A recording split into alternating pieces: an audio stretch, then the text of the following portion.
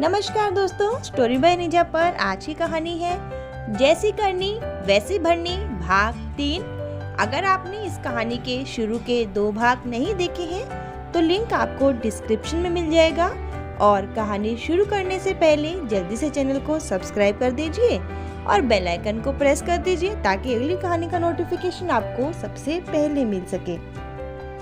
ऐसा ही एक दूसरा पत्र उन्होंने विनय के पिताजी को भी लिखा था, विनय की माँ के नाम से, जिसमें लिखा था कि मैं अब तुम्हारे साथ नहीं रहना चाहती और अगर तुमने मेरे पास आने की कोशिश भी की या फिर मुझे वापस ले जाने के लिए जबरदस्ती करी तो मैं तुम पर दहेज के नाम से केस कर दूंगी और खुद आत्महत्या कर लूंगी।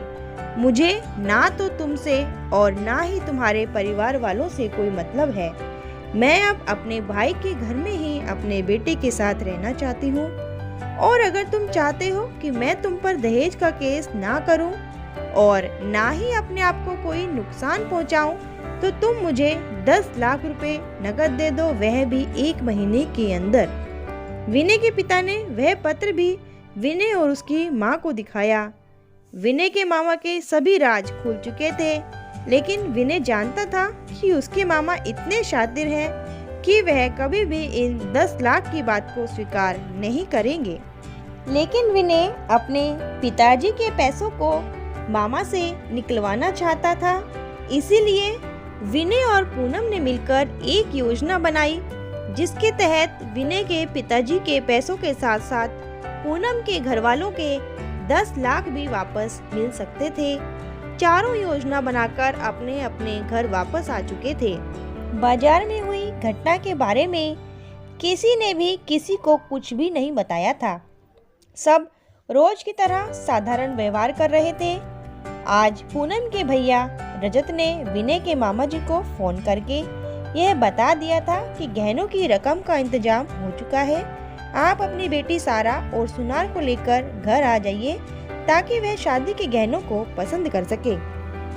विनय के मामा अपनी बेटी के साथ और अपने जान पहचान के एक सुनार के साथ कुछ ही समय में पूनम के घर भी पहुंच चुके थे। सारा ने अपनी पसंद के सभी गहने पसंद कर लिए थे और पूनम के भैया रजत ने उनकी पेमेंट भी कर दी थी। सभी गहने पक्की रसीद के साथ लिए गए थे और यह तय हुआ था कि सारा को वह गहने पूनम की शादी में ही दिए जाएंगे। लेकिन यह क्या, अगले ही दिन विनय के मामा को पूनम के भैया रजत ने बताया कि गहने चोरी हो गए हैं और हमें उनकी चोरी की कंप्लेंट पुलिस को करनी पड़ेगी। सभी अपनी तरफ से कोशिश करके देख चुके थे, लेकिन गहने कहीं भी नहीं मिल रहे थे। अंततः पुलिस को कंप्लेंट करनी ही पड़ी। क्योंकि गहनों की पुलिस कंप्लेंट हो चुकी थी, इसीलिए अब विनय के मामा शादी के लिए मना भी नहीं कर सकते थे, क्योंकि अगर पुलिस को पता चल जाता कि गहनों के कारण शादी नहीं हुई है तो वह उन्हें दहेज के केस में अंदर भी कर सकते थे। विनय और पूनम की शादी तय समय पर हुई। अब वक्त आ गया था विनय और पूनम के बिछाए जाल में मामा जी को फंसाने का। विनय और पूनम की शादी का एक छोटा सा रिसेप्शन रखा गया था जिसमें लगभग सभी मेहमानों को भी बुलाया गया था। पूनम के कमरे की अचानक से लाइट खराब होने के कारण पूनम अपने मामा मामी के कमरे में रिसेप्शन के लिए तैयार हो रही थी और वहीं दूसरी तरफ विनय उसे छेड़ने के लिए उसके मेकअप करते हुए फोटो खींच रहा था और वीडियोस बना रहा था। तभी मामा ने आकर मामी से कहा कि मुझे वह 5,000 दो जरा, जो मैंने तुम्हें सुबह दिए थे।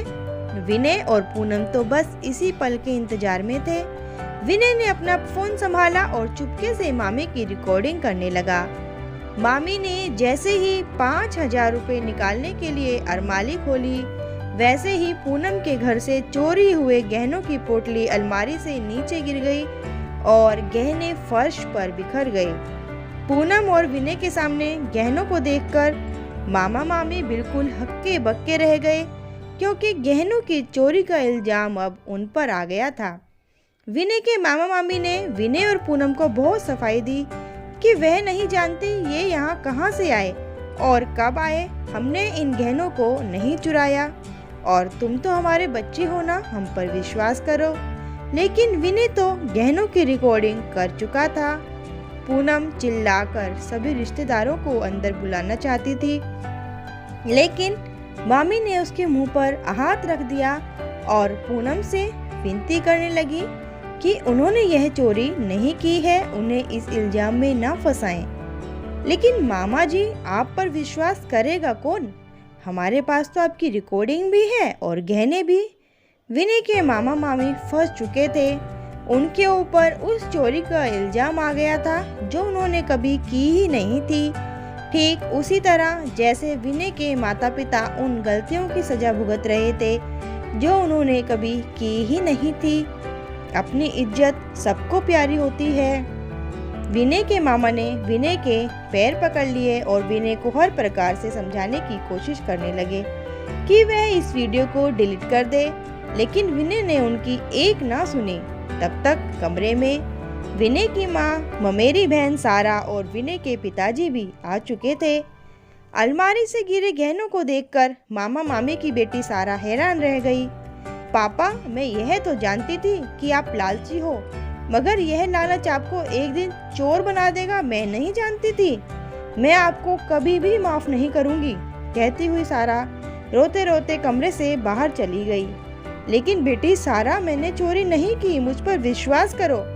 मगर तब तक तो सारा बाहर जा चुकी थी। क्यों, क्या हुआ साले साहब? बेटी आप पर विश्वास नहीं कर रही? अरे अरे, जैसा बोओगे वैसा काटोगे। अजी हाँ, जैसी करनी वैसी भरनी। एक समय था जब तुमने मेरे और अपनी बहन के बीच में झूठी कहानी गढ़कर दरार ला दी थी, और आज वही समय तुम्हें ब्याज के साथ वापस भी मिल रहा है। तुम चाहे कितनी भी सफाई दो, मगर तुम्हारी बेटी कभी भी अब तुम पर विश्वास नहीं कर पाएगी, और यही है तुम्हारे कर्मों की सजा। अब मामा जी, अगर आप चाहते हो कि आपकी यह वीडियो पुलिस को ना दी जाए, तो आप वह 10 लाख रुपए जो आपने मेरे पिताजी से लिए थे ब्याज समेत हमें वापस कर दीजिए। हम ये वीडियो डिलीट कर देंगे और पूनम के भैया भी पुलिस से यह कहकर कंप्लेंट वापस ले लेंगे कि गहने तो घर में ही मिल गए हैं। अपने बचे कुछ सम्मान को बचाने के लिए विनय के मामा ने जल्दी से विनय के पिताजी से ली गई रकम उन्हें ब्याज समेत वापस कर दी और उनसे माफी भी मांगी। विनय के पिताजी ने वह रकम पूनम को दे दी कि इन पैसों से तुम अपना गिरवी रखा घर और अपने पिताजी की आखिरी निशानी छुड़वा लो, और यह गहने मेरी तरफ से अपनी बहू के लिए। अब विनय और उसकी माँ हमेशा के लिए अपने मामा का घर छोड़ चुके थे और अपने घर में अपने पिताजी के साथ वापस आ चुके थे, एक नए और सुहाने सफर की शुरुआत के लिए। दोस्तों, कहानी कैसी लगी हमें कमेंट बॉक्स में जरूर बताइएगा, और हमारे चैनल को सब्सक्राइब करने के साथ साथ बेल आइकन को प्रेस कर दीजिएगा ताकि अगली कहानी का नोटिफिकेशन आपको सबसे पहले मिल सके। और जाते जाते चैनल को क्या करना है, लाइक करना है, शेयर करना है और सब्सक्राइब तो करना ही है।